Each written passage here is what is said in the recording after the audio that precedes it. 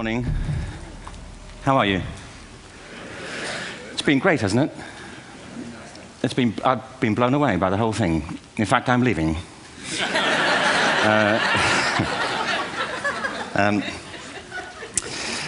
There have been three themes, haven't there, running through the conference, which are relevant to what I want to talk about. One is the extraordinary evidence of human creativity in all of the presentations that we've had and in all the people here. Just the variety of it and the range of it. The second is that it's put us in a place where we have no idea what's going to happen in terms of the future. No idea how this may play out. I have an interest in education. Actually, what I find is everybody has an interest in education. Don't you? I find this very interesting. If you're at a dinner party and you say you work in education, actually, you're not often at dinner parties, frankly, if you work in education. You're not asked, and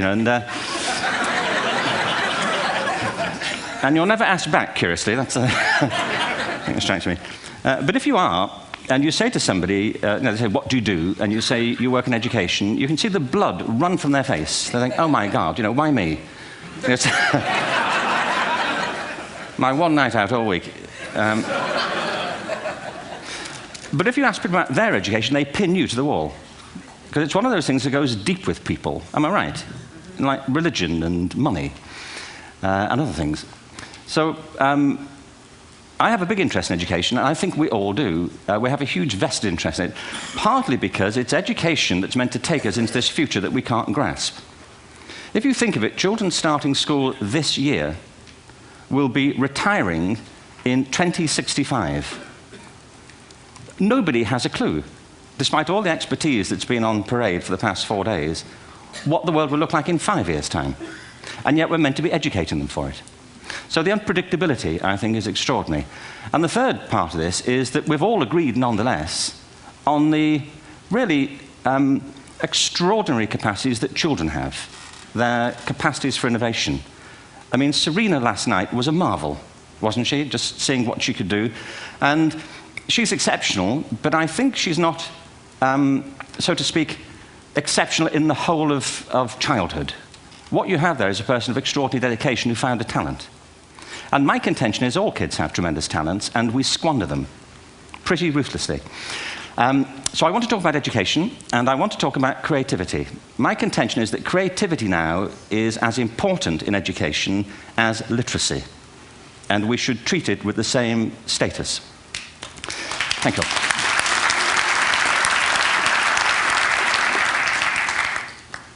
That was it, by the way. Thank you very much. So, 15 minutes left. Well, I was born... No, I had a great story recently, I love telling it, of a little girl who was in a drawing lesson. She was 6, and she was at the back drawing, and the teacher said this little girl hardly ever paid attention. And in this drawing lesson, she did. And the teacher was fascinated. She went over to her and she said, what are you drawing? And the girl said, I'm drawing a picture of God. And the teacher said, but nobody knows what God looks like. And the girl said, they will in a minute.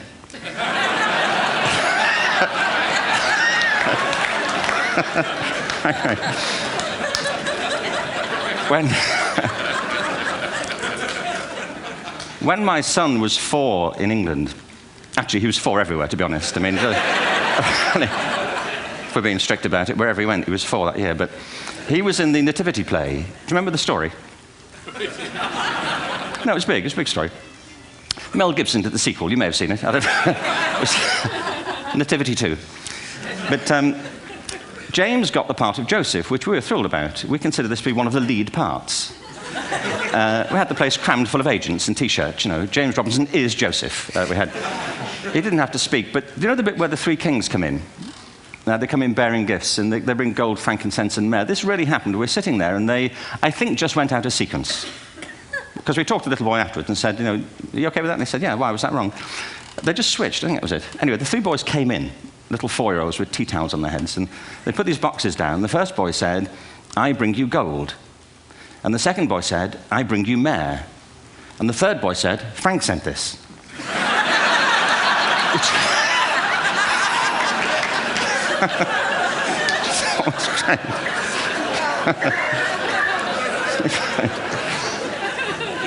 What these things have in common, you see, is that kids will take a chance.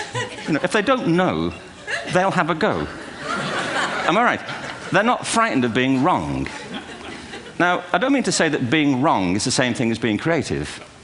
What we do know is, if you're not prepared to be wrong, you'll never come up with anything original. If you're not prepared to be wrong. And by the time they get to be adults, most kids have lost that capacity. They have become frightened of being wrong. And we run our companies this, by the way. We stigmatize mistakes. And we're now running national education systems where mistakes are the worst thing you can make. And the result is that we are educating people out of their creative capacities. Picasso once said this. He said that all children are born artists. The problem is to remain an artist as we grow up. I believe this passionately, that we don't grow into creativity, we grow out of it. Or rather, we get educated out of it. So why is this? I lived in Stratford-on-Avon until about 5 years ago. In fact, we moved from Stratford to Los Angeles. So you can imagine what a seamless transition, this was from LA. Actually, we lived in a place called Snitterfield, just outside Stratford, which is where Shakespeare's father was born. Are you struck by a new thought? I was. You don't think of Shakespeare having a father, do you? Do you? Because you don't think of Shakespeare being a child, do you? Shakespeare being 7. I never thought of it. I mean, he was 7 at some point. He was in somebody's English class, wasn't he? Do you understand? Really? How annoying would that be?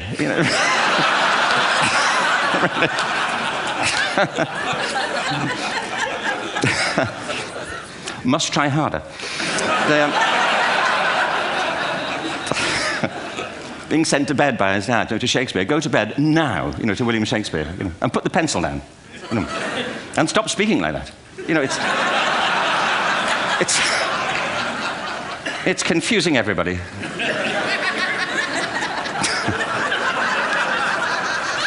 Anyway, we moved from Stratford to Los Angeles, and I just want to say a word about the transition. Actually, my son didn't want to come. I've got 2 kids. He's 21 now, and my daughter's 16. He didn't want to come to Los Angeles. He loved it, but he had a girlfriend in England. This was the love of his life, Sarah. He'd known her for a month. Mind you, they'd had their 4th anniversary by then, because it's a long time when you're 16.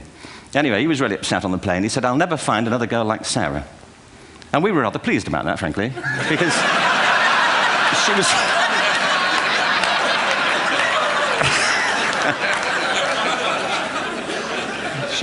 she was the main reason we were leaving the country.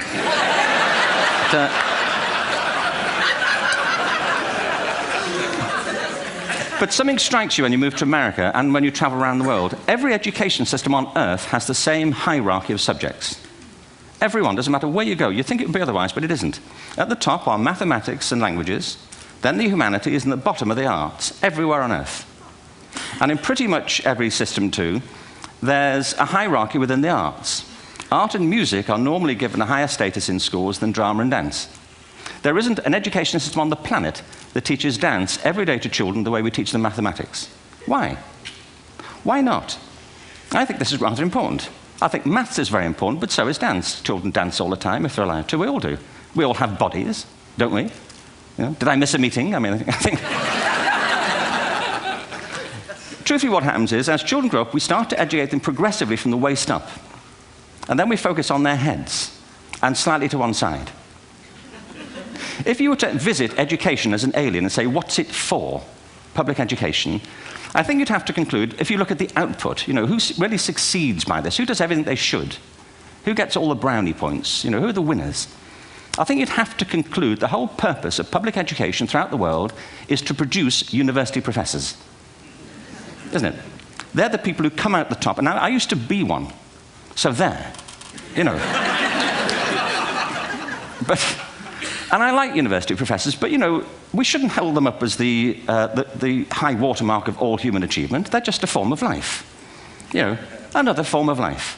But they're rather curious, and I say this out of affection for them. There's something curious about professors. In my experience, not all of them, but typically, they live in their heads. They live up there, and slightly to one side. They're disembodied, in a kind of literal way. They look upon their body as a form of transport for their heads. It's... Don't they? It's a way of getting their head to meetings.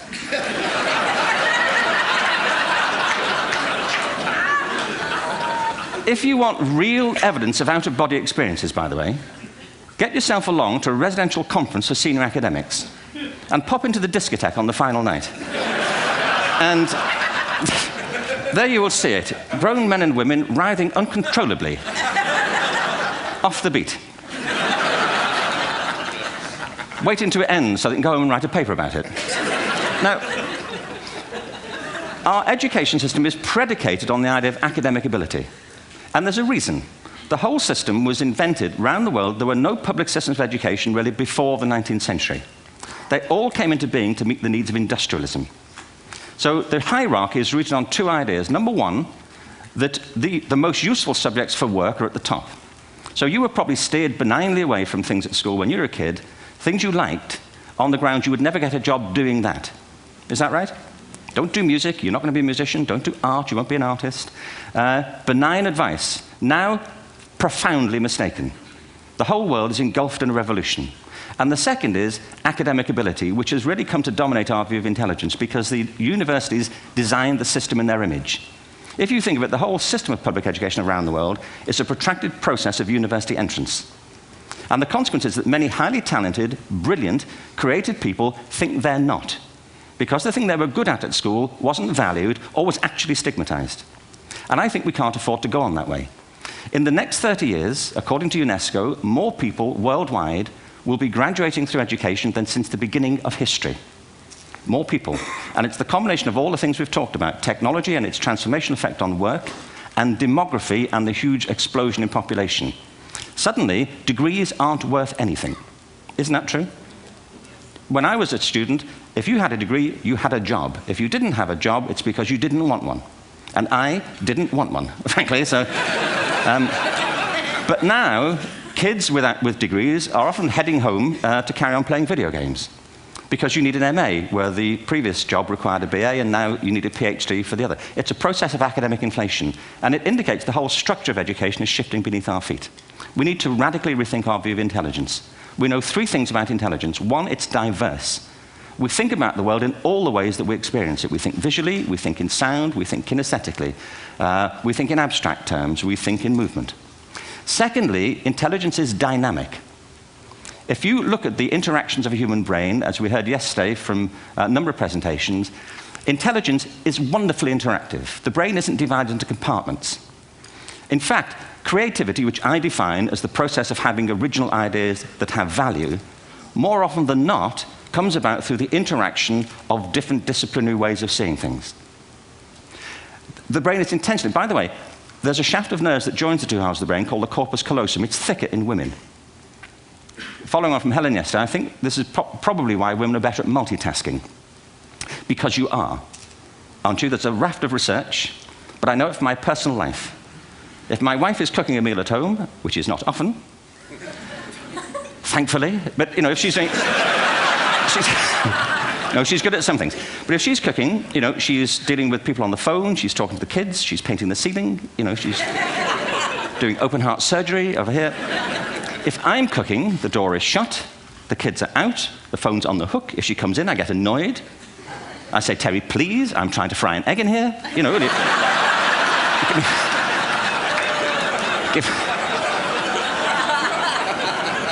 Give me a break. Actually, there was do you know that old philosophical thing? If a tree falls in a forest and nobody hears it, did it happen? Remember that old chestnut? I saw a great T-shirt recently which said, if a man speaks his mind in a forest and no woman hears him, is he still wrong?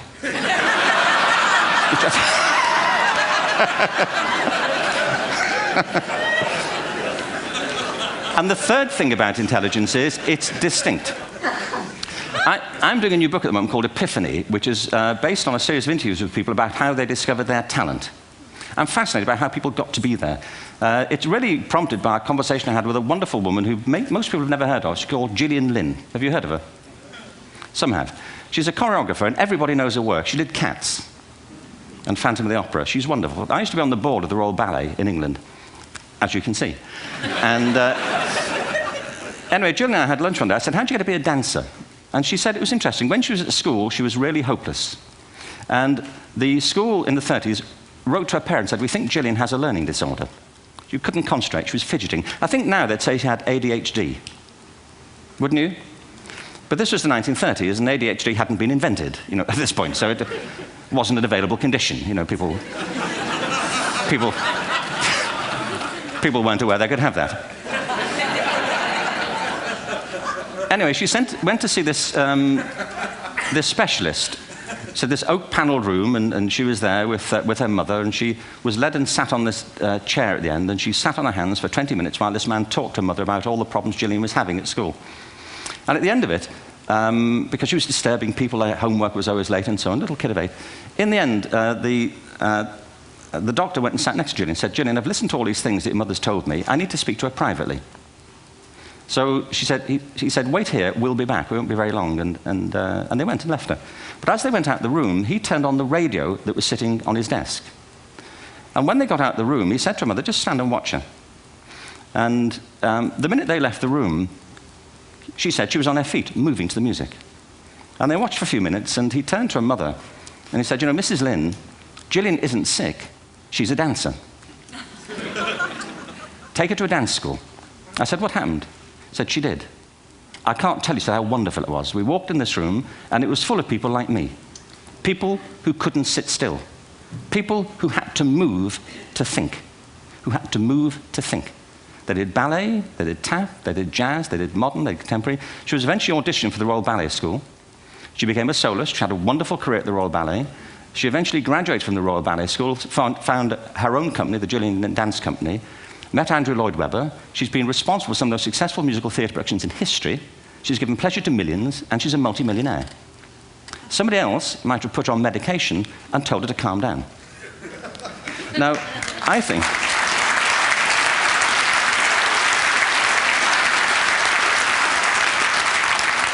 What I think it comes to is this. Al Gore spoke the other night about ecology and the revolution that was triggered by Rachel Carson. I believe our only hope for the future is to adopt a new conception of human ecology, one in which we start to reconstitute our conception of the richness of human capacity. Our education system has mined our minds in the way that we've strip-mined the earth for a particular commodity, and for the future, it won't serve us. We have to rethink the fundamental principles on which we're educating our children. There was a wonderful quote by Jonas Salk, who said, if all the insects were to disappear from the earth, within 50 years, all life on earth would end. If all human beings disappeared from the earth, within 50 years, all forms of life would flourish. And he's right. What TED celebrates is the gift of the human imagination. We have to be careful now that we use this gift wisely and that we avert some of the scenarios that we've talked about. And the only way we'll do it is by seeing our creative capacities for the richness they are and seeing our children for the hope that they are. And our task is to educate their whole being so they can face this future. By the way, we may not see this future, but they will. And our job is to help them make something of it. Thank you very much. Bravo. Here, here.